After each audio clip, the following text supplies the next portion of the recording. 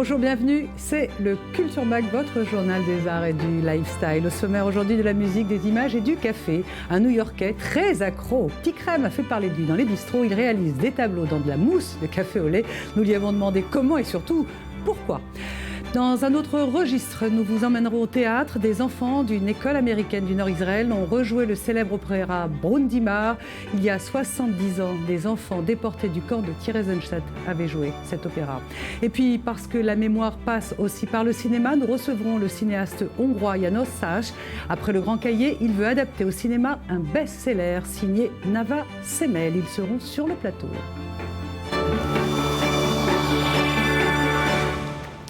Voilà pour le sommaire. Merci d'être fidèle à i24 News. En France, la croisette est en ébullition. Le marché des séries télé s'est ouvert lundi. Le MIP TV, plus de 4000 acheteurs qui sont à Cannes pour trouver la perle qui va booster leurs audiences. En tête, la série américaine Power avec le rappeur 50 Cent. Pour la première fois, la Chine a vendu une émission. Il s'agit d'une compétition musicale. La Chine a vendu ça à des Anglais. Quant à Keshet, la célèbre boîte de production israélienne, après The Rising Star et le jeu Big Picture, dont on vous avait parlé en exclusivité dans le Culture Mag, eh bien Keshet a proposé son nouveau jeu Boom. Si vous perdez, c'est une bombe qui explose, c'est à l'israélienne et c'est pas plus compliqué que cela. Lui non plus n'est pas très compliqué sous un certain angle. Mike Brecht est un artiste, il fait des sculptures éphémères dans des mousses de tasses à café. Il y en a qui touillent, lui il fait de l'art et c'est un sujet, il est signé Michal Divon avec David Gomba. Un portrait cappuccino s'il vous plaît. Il est le Picasso du café, le maître cafetier, l'incarnation de la création mousseuse. Mike Brecht, barista new-yorkais de 28 ans, s'est inspiré du café pour créer Baristart. Et aujourd'hui, il fait des gros titres du monde entier. Baristart, un terme qu'il a créé lui-même et qui désigne l'art tiré du café. Un emploi à plein temps pour Mike Brecht, même si ses œuvres se vendent seulement pour quelques dollars. Les gens me demandent constamment, c'est quoi votre art? Vous utilisez de la peinture, vous dessinez? Je leur réponds non, moi, mon truc c'est le café. Avec pour tout outil un cure-dent pour fignoler les détails de ses créations, Brecht adopte une forme d'art dont il sait qu'elle disparaîtra en une seule gorgée, souvent bien plus rapidement que ce qu'il aura fallu pour la créer. Alors quelles sont ses motivations ? C'est justement le fait de savoir que c'est temporaire. C'est ça qui le rend spécial, personnel. Je le fais pour que les gens puissent l'admirer. Je ne le fais pas pour l'accrocher chez moi. Le café est depuis des siècles un breuvage populaire. Mais ce n'est qu'à partir des années 80 que le coffee art s'est largement répandu. Le concept, verser du lait chaud sur une dose d'espresso avec une soif tout à fait moderne pour le style et la beauté. Présent partout, le café est la principale addiction contemporaine, mais socialement acceptée. Ce n'était donc qu'une question de temps pour que ces envies irrésistibles n'apparaissent non pas sur nos smartphones, mais bien dans nos tasses à café. Ce qui était au départ pour Mike Brecht un petit boulot dans un hôtel s'est transformé en un véritable phénomène qui l'amènera vers de nouvelles aventures caféinées avec pour point de départ l'Australie. Je voudrais être le Willy Wonka du café, faire quelque chose d'intéressant et de sympa pour les gens. Avec déjà au compteur 38 000 followers sur Instagram et une véritable communauté d'accros surcaféinés, Baristart n'a pas fini d'émerveiller nos papilles. Sans sucre. L'écrivain Nava Semel vont venir tout à l'heure sur le plateau. Ils préparent ensemble un film sur la transmission et la mémoire. Mais pour l'heure, ce sont les highlights, l'agenda des expositions. Alors que le monde s'apprête à commémorer le centenaire du début de la Première Guerre mondiale, à Paris, la BNF propose de revenir sur les quelques mois qui ont précédé la plus grande tragédie du XXe siècle. Grâce à des photos, documents inédits, correspondances entre diplomates, replongez au cœur de l'été 1914, mêlez-vous aux Parisiens insouciants, loin de se douter que le monde allait changer de façon irréversible, mettant un terme à la belle époque. Été 1914, les derniers jours de l'Ancien Monde, à la bibliothèque François Mitterrand jusqu'au 3 août. Rétrospective Thierry Noir à Londres. Pour cette première expo solo dans le pays, l'artiste français a reproduit un faux mur de Berlin de peinture haute en couleurs. Des visages de profil à l'instar de ce que le pionnier du street art peignait sur le vrai mur de Berlin. Dès 1984, ces fresques de 3,60 m de haut sur 120 mètres de large inspiraient d'autres artistes. Aujourd'hui, ils peuvent s'en inspirer depuis la Howard Griffin Gallery jusqu'au 5 mai. L'artiste H.L. Schultz, connu pour ses opinions et son travail anti-consumériste, ouvre une exposition au parc Ariel Sharon de Tel Aviv. L'expo Trash People, des statues de plus de 20 tonnes faites de métal et de verre recyclé, de composants informatiques, de canettes et de déchets industriels. Une expo qui tourne déjà depuis plus de 18 ans, avec des étapes sur l'esplanade de la Défense à Paris, la plage Rouge à Moscou, la Grande Muraille de Chine ou encore les pyramides de Gizeh en Égypte. À présent, c'est en Israël que vous pourrez voir ces drôles de bonhommes jusqu'au 26 avril. Elera riait, c'est le titre d'un roman étonnant écrit par Nava Semel en 2001, un roman futuriste d'anticipation qui est devenu très vite un best-seller en Israël et traduit en plusieurs langues, mais pas en français, parce que pour la première fois, il projetait la Shoah et la mémoire de la Shoah dans le futur. Elera riait a été en Israël l'un des tout premiers livres à anticiper sur la deuxième, la troisième et la quatrième génération de survivants. L'écrivain Nava Semel est avec nous. Merci, vous n'êtes pas seul. À vos côtés, il y a le cinéaste János Szász, qui est venu de Hongrie pour vous convaincre de réaliser un film adapté de votre best-seller. Nava Semel, merci beaucoup d'être avec nous sur ce plateau. Votre livre a été un succès en Israël. Est-ce que le mix anticipation et mémoire, est-ce que c'est facile à adapter ? Cela pose un défi très important. La pensée de savoir ce qu'il y aura à l'avenir, c'est une question très difficile. Comment se souvenir de la Shoah ? Qu'adviendra-t-il lorsque les survivants disparaîtront ? Nous vivons aujourd'hui avec les derniers survivants de la Shoah. Ce sont des questions, des pensées qui nous animent aujourd'hui. L'avenir est déjà là, au présent. Nava Semel, Elera riait a été notamment adapté à l'opéra sur la scène. Est-ce que quand vous avez écrit ce texte, est-ce que vous avez eu des réserves ? Est-ce que vous avez senti un risque, finalement, d'anticiper sur ce qu'allait être la transmission de la Shoah ?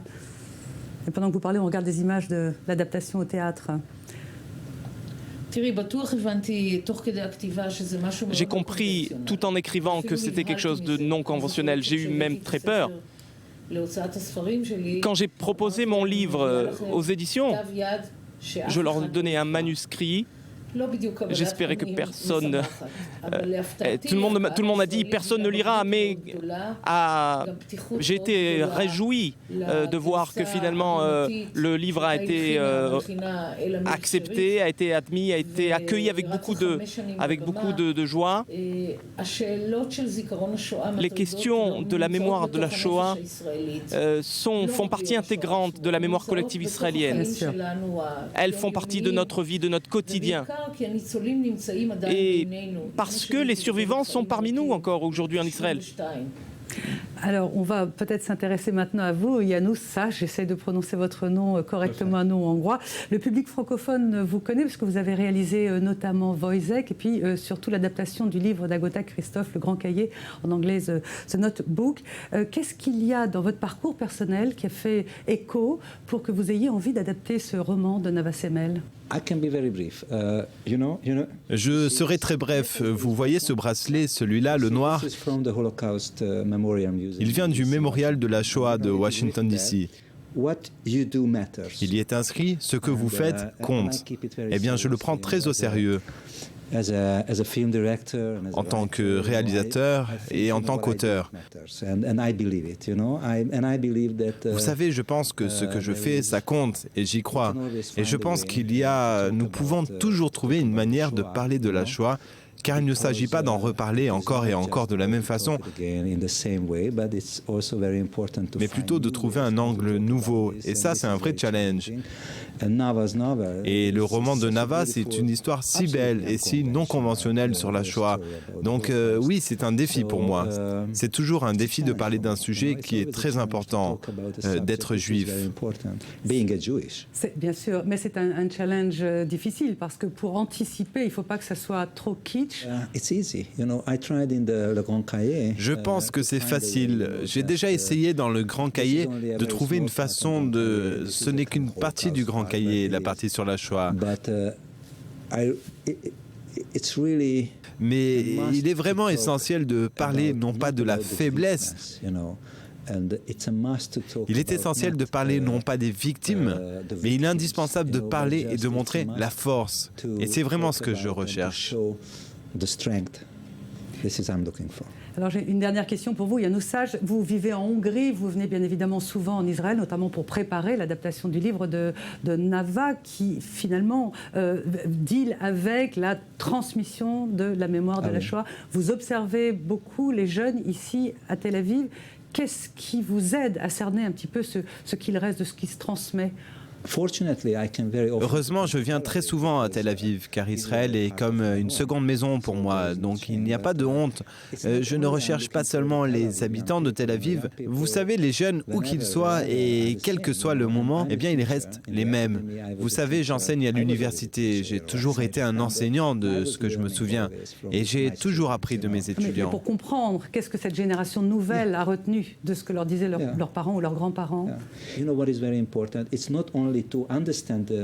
Oui, mais vous savez, ce qui est vraiment important, ce n'est pas seulement de comprendre les jeunes, mais plutôt de trouver une façon de faire un film qui va parler à cette génération.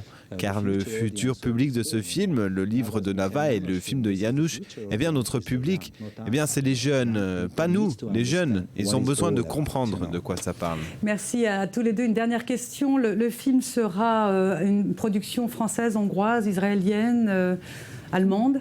Oui. Oui, à l'international et également en Europe. Merci beaucoup. Je rappelle le titre de votre livre qui n'est pas sorti en français. Pourquoi d'ailleurs? On ne sait pas. C'est une bonne question. D'accord. Donc... Je ne sais pas pourquoi. Et les Harrier, sorti notamment en anglais pour ceux qui lisent l'anglais. Merci à tous les deux d'être venus sur le plateau. Merci beaucoup. Merci beaucoup.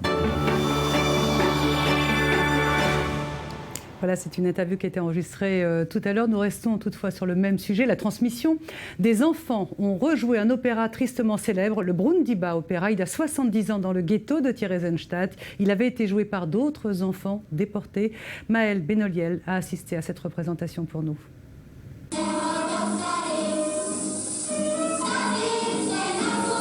C'est un opéra pour enfants écrit en 1938 et joué pour la première fois en septembre 1943 par les enfants déportés du camp de concentration de Térésine. Presque 70 ans après la Seconde Guerre mondiale, il revient à la vie en Israël.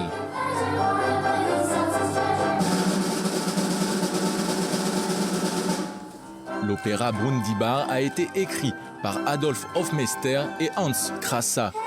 Il raconte l'histoire d'un frère et d'une sœur qui triomphent du mal et de la tyrannie grâce à un esprit de camaraderie et une solidarité à toute épreuve. Un testament sur la capacité de résistance de l'esprit humain et une preuve que l'art transcendra toujours le temps et l'espace. Cette histoire peut nous donner l'opportunité de rencontrer des survivants de l'Holocauste et d'apprendre de leurs expériences, mais c'est aussi apprendre grâce à la musique, l'art, la comédie et la poésie. Une initiative à mettre au compte de l'école internationale américaine d'Even Yehuda, une ville située au nord de Tel Aviv.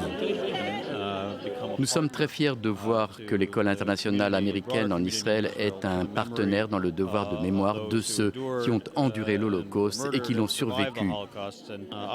C'est une opportunité spéciale pour nous de partager cette mémoire et d'honorer ceux qui ont vécu cette expérience.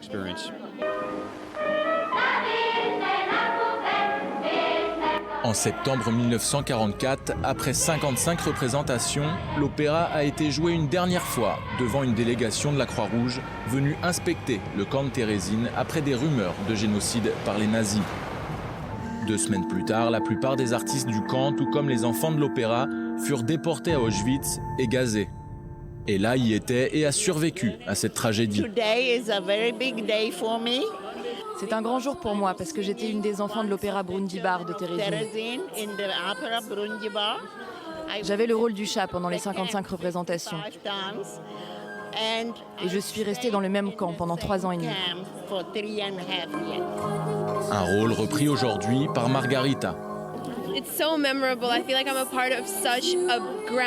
C'est une expérience mémorable et je vais me souvenir de ça toute ma vie. C'est tellement un honneur de me tenir à vos côtés. Je vais donner tout ce que j'ai pour faire une grande représentation, juste pour vous et pour tous les enfants.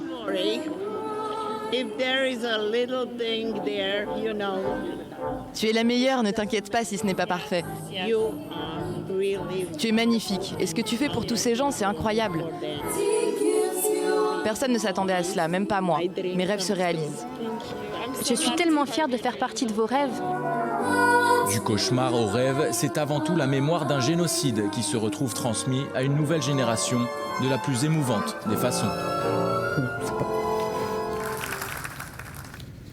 Voilà, la culture, c'est fini pour le moment. On se retrouve demain à la même heure. Juste après, c'est l'info qui continue sur i24 News. Merci de votre fidélité à nos programmes.